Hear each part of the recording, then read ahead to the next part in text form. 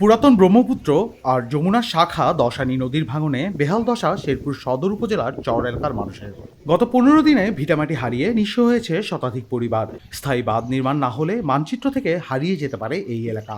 আতঙ্ক আর উৎকণ্ঠা নিয়ে নদীর তীরের দিকে চেয়ে আছেন কামারের চর ইউনিয়নের শত শত মানুষ। সবার কপালেই দুশ্চিন্তার ভাঁজ। নদীর আগ্রাসী ভাঙন থেকে ঘর আসবাবপত্র রক্ষার শেষ চেষ্টা করছেন এলাকাবাসী।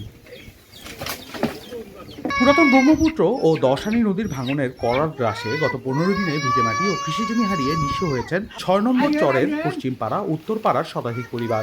একের পর এক বিলীন হচ্ছে বসতভিটা, আবাদি জমি, মসজিদ, কবরস্থান, শিক্ষা প্রতিষ্ঠান। এটা আঙ্গরে ভাঙে যাইতেছে গাছ 2 বছর ধরে খুব বেশি ভাঙতেছে, খুব অতিপাত ভাঙতেছে। তোমার গত বছর কিছু আলাদা ভিড় ভাড় করলো, এই সময় আরও বেশি ভাঙুনি।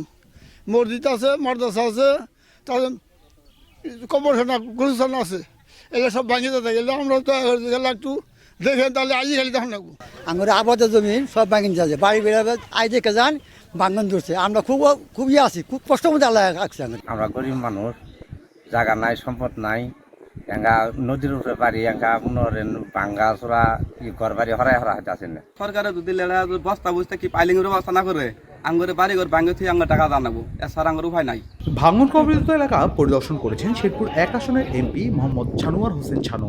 এই এলাকার মানুষের দুর্ভোগ কমাতে দ্রুত ব্যবস্থা নেওয়ার আশ্বাস দিয়েছেন তিনি। অসহায় মানুষগুলোর স্থায়িত্ব করার জন্যে এখানে একটা বড় ধরনের নদী ভাত যাতে করা যায়।